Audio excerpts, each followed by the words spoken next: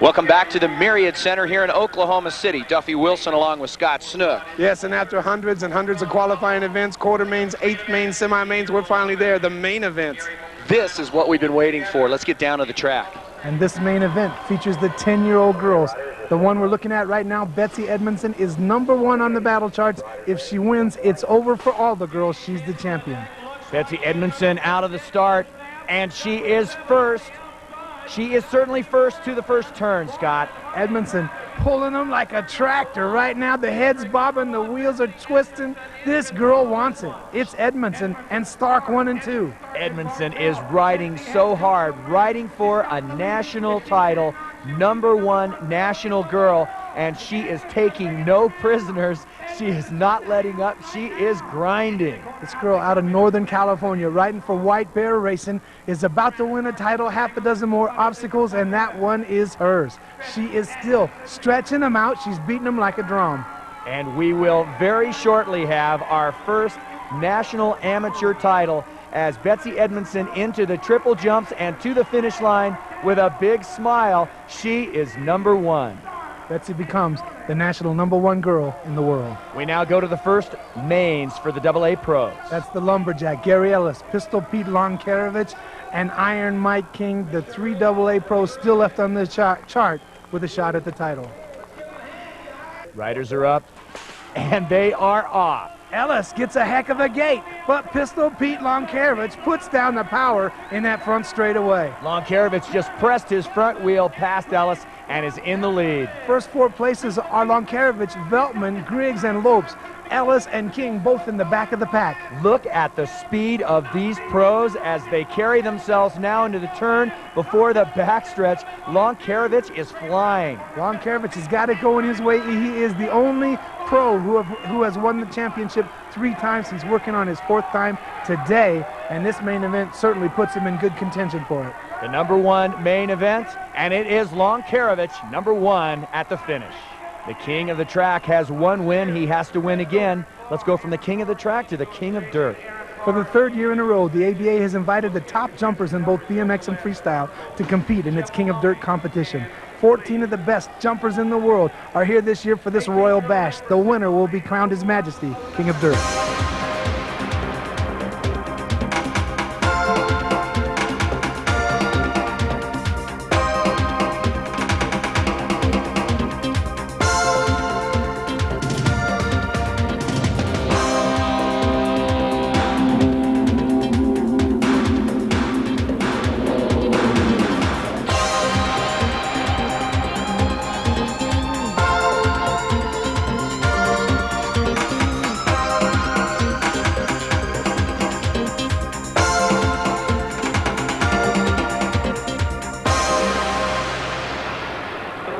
King of Dirt, yeah! How's it feel, dude? I'm real happy about it. I came here last year and crashed a few times, and, well, crashed every time I jumped, so I wanted to come back and, show that I can land a few tricks. And last weekend I was at the freestyle finals and started out kind of poor at the start of the weekend and then finished up great, so I'm just kind of taking the momentum into this. So it's been an end of a good year for me. I'm real psyched. What one jump do you think did it for you, man? The last one, the no-footed backflip was the most impressive. The most difficult, actually, is the half bar spin 360. If I'd have crashed that, made a mistake and crashed it, I'd have, probably lost my sight for the last trick. But when I pulled that, I was like, okay, I got to do something to celebrate here.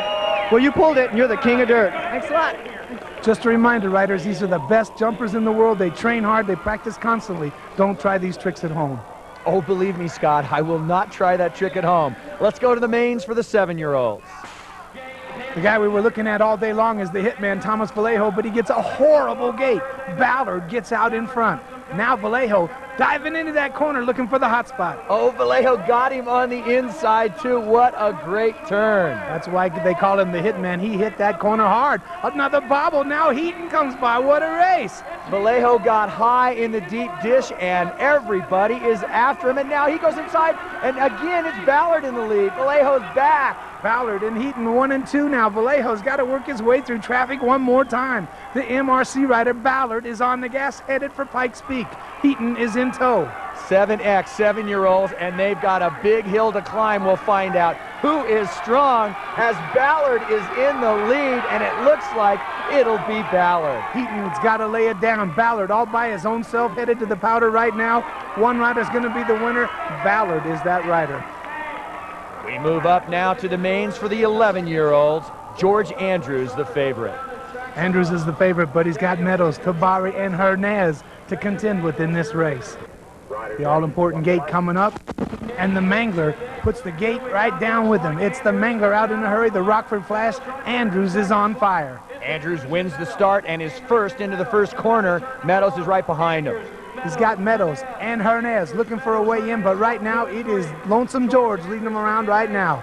George Andrews is standing on the gas for his sponsor, MH Racing, out of Rockford, Illinois. Andrews working hard. He won the start. He is still leading this race. We go around the flat to the backstretch, and it's Andrews. Andrews, a lot of races today, got to climb that mountain to hang on, but he's got it going his way now. Up Pikes Peak, it is still Andrews, now Meadows closing the gap. Andrews and Meadows down the hill, Andrews and Meadows, and the race is on through the triple jump. Andrews and Meadows, and the wind's gonna go to George Andrews by the hair of his chinny chin chin. Well, once again, Scott, that race seemed to have been won in the start. Start's important, there's no question. The stronger guy comes out first, he may hold the lead, but there's 6 straightaways. There's 8 corners, there's a million ways to pass. It's not over at the start.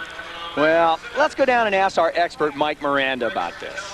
Well, you're both right. The start is the most critical part of the race.